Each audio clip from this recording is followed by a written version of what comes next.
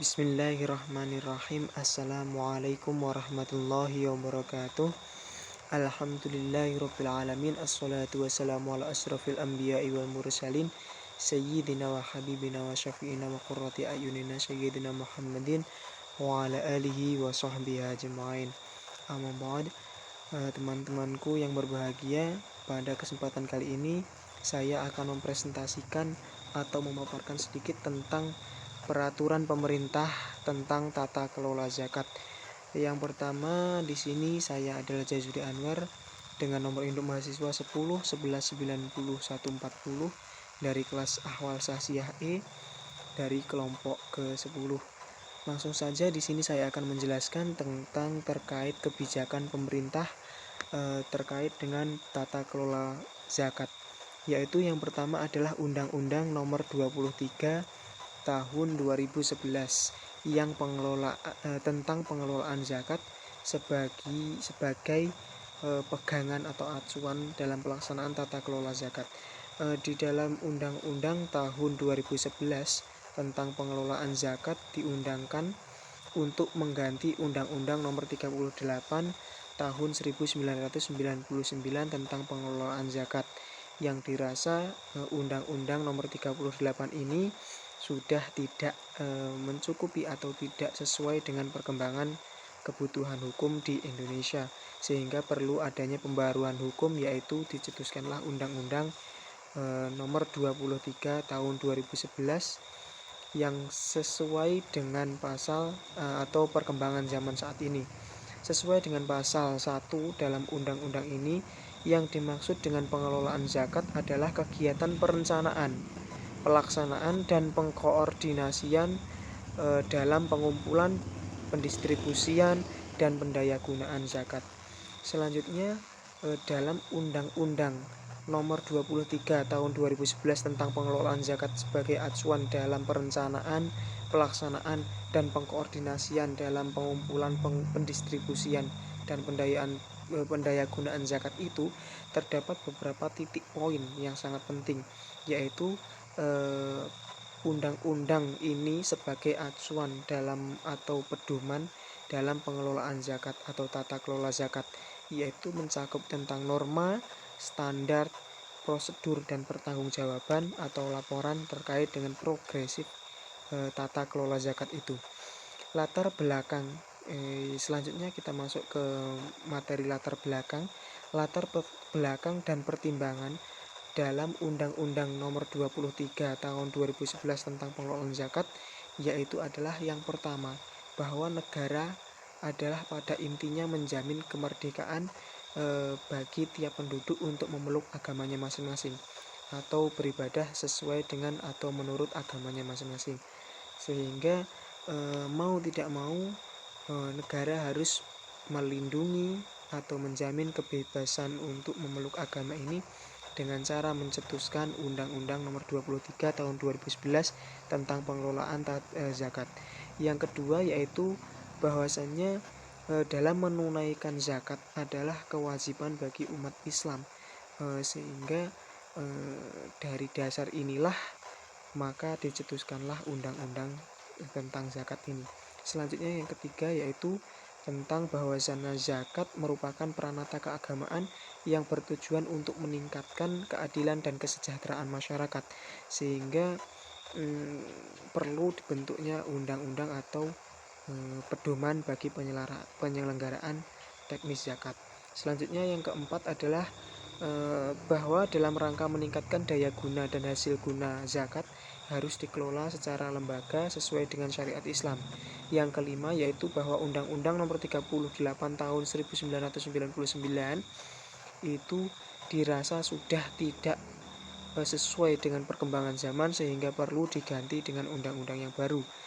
Serta yang terakhir bahwasanya berdasarkan pertimbangan sebagaimana dimaksud dalam huruf A, B, C, dan D serta E pada pembentukan undang-undang tentang pengelolaan zakat itu, maka perlu diundangkan atau diadakan atau dicetuskan perundang-undangan atau Undang-Undang Nomor 23 Tahun 2019 tentang pengelolaan zakat ini. Sehingga apa yang telah saya sampaikan tadi, yaitu terkait dengan 6 perkara tadi, adalah latar belakang atau pertimbangan bagi dicetuskannya Undang-Undang Nomor 23 ini. Baik, selanjutnya adalah pengelolaan zakat yang diatur dalam undang-undang ini meliputi kegiatan perencanaan, pengumpulan, pendistribusian, dan pendayagunaan zakat. Lalu apa saja sih lembaga untuk pendayagunaan atau pengelola zakat sebagai tata kelola yang diakui oleh pemerintah itu? Yaitu yang pertama ada Badan Amil Zakat Nasional atau sering disebut Basnas, yaitu lembaga yang berwenang melakukan tugas pengelolaan zakat secara nasional. Yang kedua yaitu Lembaga Amil Zakat atau disebut LAS, di mana lembaga ini dibentuk oleh masyarakat yang memiliki tugas untuk membantu pengumpulan, pendistribusian, dan juga pendayagunaan zakat oleh Basnas tadi. Selanjutnya yaitu ada Unit Pengumpul Zakat atau UPZ, di mana satuan organisasi yang ini UPZ ini dibentuk oleh Basnas untuk melakukan tugas yaitu pengumpulan zakat. Sehingga UPZ atau unit pengelola zakat pengumpul zakat ini adalah unit bentukan dari Basnas itu sendiri. Selanjutnya memasuki pokok pembahasan yang kedua yaitu tentang Peraturan Pemerintah Republik Indonesia Nomor 14 Tahun 2014 tentang pelaksanaan Undang-Undang Nomor 23 Tahun 2011. Jadi pada intinya peraturan pemerintah ini dibentuk atau dicetuskan untuk melaksanakan adanya Undang-Undang Nomor 23 Tahun 2011. Ditetapkan peraturan ini adalah mengingat bahwa ketentuan pada pasal 13, pasal 14, pasal 16, pasal 20, pasal 24 dan seterusnya tentang pengelolaan zakat dalam Undang-Undang Nomor 23 Tahun 2011, maka perlu untuk ditetapkan adanya peraturan pemerintah ini sebagai pelaksana atau peraturan pelaksana dari Undang-Undang Nomor 23 Tahun 2011 tentang pengelolaan zakat. Selanjutnya dalam undang-undang ini itu banyak sekali disinggung tentang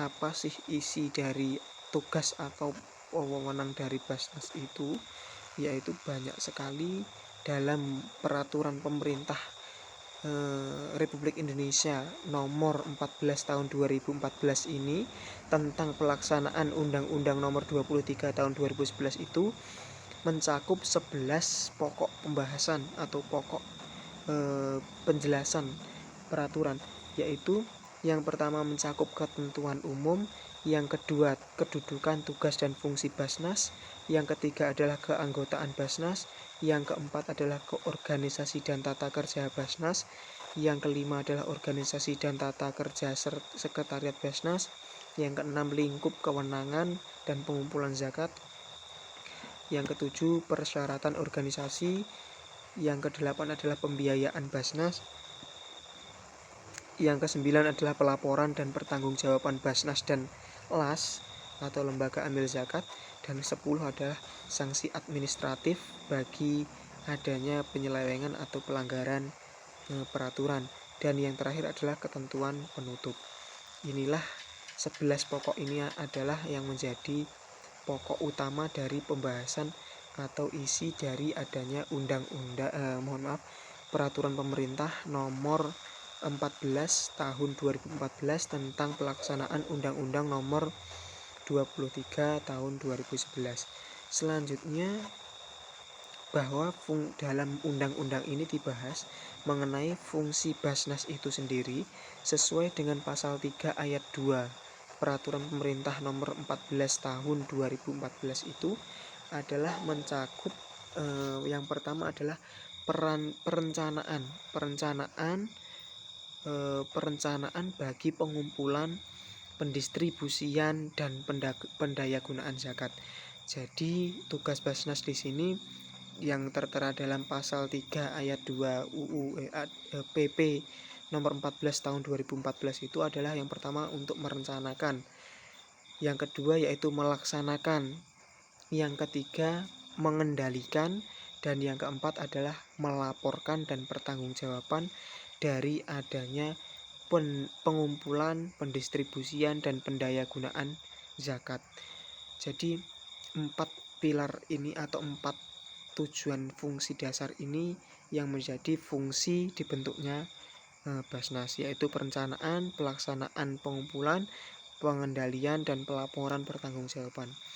Selanjutnya yaitu kita masuk ke bagian yang ketiga, yaitu Inpres atau Instruksi Presiden.